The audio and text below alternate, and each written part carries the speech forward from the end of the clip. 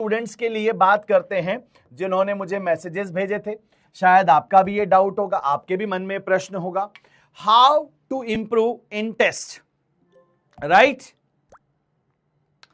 कितने लोगों का ये सवाल है जरा चैट सेक्शन में बताइए। कितने लोगों का ये सवाल है जरा चैट सेक्शन में बताइए। Come on everyone.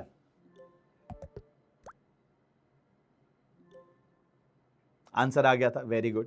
कितने लोगों का ये सवाल है? कुछ स्टेप्स हैं जो पहले फॉलो करने हैं। उसमें सबसे पहली जो स्टेप है बेटा वो है एटीट्यूड। मैं किस तरह से चीजों को देखता हूं वो बहुत मायने रखता है। नजरिया बहुत ज्यादा जरूरी है।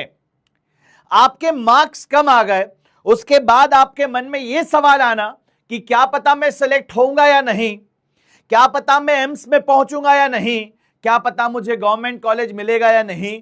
जो सेल्फ डाउट तुम कर लेते हो वही सबसे बड़ी गलती है।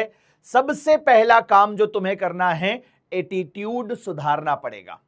You have to consider yourself कि मैं मेहनत कर रहा हूं और ये एक सफर है। ये 1 या 2 दिन का कोई रास्ता नहीं है जो तय कर जाना है। ये पूरे 2 साल का सफर है जो धीरे धीरे धीरे धीरे धीरे तय करना है।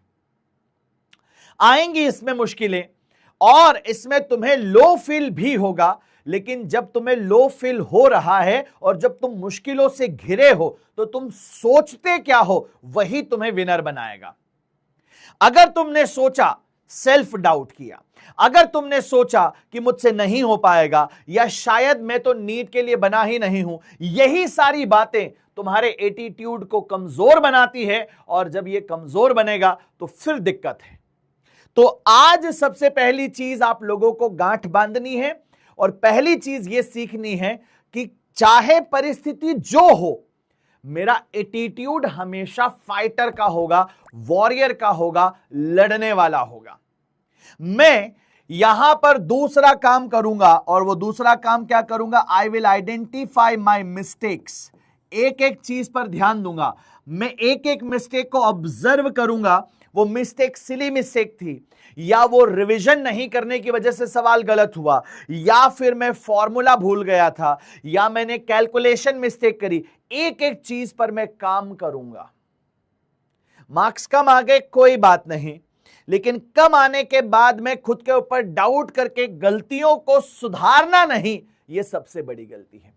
एक बार गलती करी कोई बात नहीं, माफ किया जा सकता है। सेम गलती 2 बार कर दी, चलो कोई बात नहीं, ध्यान नहीं दिया होगा, एक और मौका नेचर आपको देगी। लेकिन अगर तीसरी बार भी सेम गलती दोहराई जा रही है, जब एक प्रकार की गलती बार बार लगातार होने लगे तो फिर इसे गुनाह कहते हैं और आपको गुनाह नहीं करना है। बात समझ आ रही है सब लोगों को? चैंपियंस, मिस्टेक्स पर काम। तो मिस्टेक्स को क्या करना है बेटा? आइडेंटिफाई करना है। मिस्टेक्स आप यहां से आइडेंटिफाई करेंगे और मिस्टेक आइडेंटिफाई करने के बाद में उस पर काम करेंगे, ठीक है? तीसरा बहुत इंपॉर्टेंट चीज जो मेजॉरिटी स्टूडेंट्स नहीं करते हैं वो सुनिए।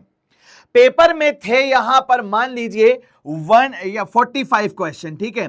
पेपर में कितने थे बेटा? 45 क्वेश्चन, सब्जेक्ट वाइज बता रहा हूं, लेट से फिजिक्स में, ठीक है? कितने सवाल थे? 45 सवाल। टोटल 180 सवाल होते हैं। 45 में से किसी बच्चे ने 32 सवाल जो है सही किए और कितने सवाल यहां पर गड़बड़ हो गए? तो 13 सवाल यहां पर या तो छोड़े हैं या गलत किए, या तो छोड़े या फिर क्या हो गया बेटा? गलत किया। अब तुम्हारा एटीट्यूड इन 13 सवालों पर क्या होना चाहिए? एक तो ये कि सर गलती ढूंढ लें, आपने बोला ठीक बात है। एक एटीट्यूड ये हो सकता है कि यार रोने बैठ जाओ कि पता नहीं क्यों हो ही नहीं रही चीजें। एक एटीट्यूड ये हो सकता है कि इन 13 सवालों को वीडियो सॉल्यूशन देखने के बाद में रीट्राई करो। क्या करो? रीट्राई करो। एग्जामिनेशन हॉल में बैठ करके जो सवाल तुझसे नहीं बने वो दोबारा ट्राई करने पर जरूर बनने चाहिए।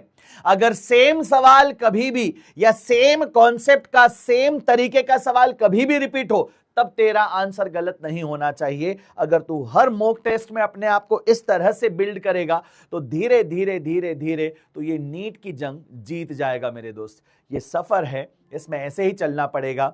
हमेशा याद रखना कि अगर इस तरह से लाइन हो जाती है ना बेटा, फ्लैट लाइन, जिसमें कोई स्कोप नहीं है, कोई उतार चढ़ाव नहीं है, पता है अगर ईसीजी में अगर इस तरह की लाइन आ जाए तो क्या होता है? अगर ईसीजी में इस तरह की लाइन आ जाए तो क्या होता है? ईसीजी में अगर इस तरह की लाइन आ जाए तो इसका मतलब हो जाता है बात खत्म, बस अब कुछ नहीं बचा। ओके, तो इसलिए अगर लाइन ऐसे चलती रहेगी, इस तरह से चलती रहेगी, इसका मतलब यह है कि ये जिंदगी में उतार चढ़ाव आपको जिंदा रखते हैं। ये उतार चढ़ाव बहुत जरूरी है। ये उतार चढ़ाव बताते हैं जिंदगी चल रही है। तो तुम्हें यहां टेस्ट में थोड़े कम आए, फिर हो सकता है अगले में और कम आ गए, लेकिन शायद अगले टेस्ट में और ज्यादा आ जाएंगे। फिर हो सकता है बहुत कम आ जाएं, फिर थोड़े ज्यादा आएंगे, फिर बहुत कम, फिर ज्यादा, फिर कम, फिर बहुत ज्यादा। ऐसे तुम सीखते चले जाओगे। It's a learning process. ये जितने भी मॉक टेस्ट तुम अपीयर करोगे इन 2 सालों में, शायद तुम 400 टेस्ट दोगे, शायद तुम 500 टेस्ट दोगे, शायद तुम 200 टेस्ट दोगे। जितने ज्यादा तुम टेस्ट दोगे उतना ज्यादा तुम सीखोगे और उतना ही ज्यादा तुम्हें तुम्हारे फाइनल एग्जाम में हेल्प मिलेगी। एटीट्यूड छोड़ने वाला मत अपनाइए, ठीक है? डन है दोस्तों?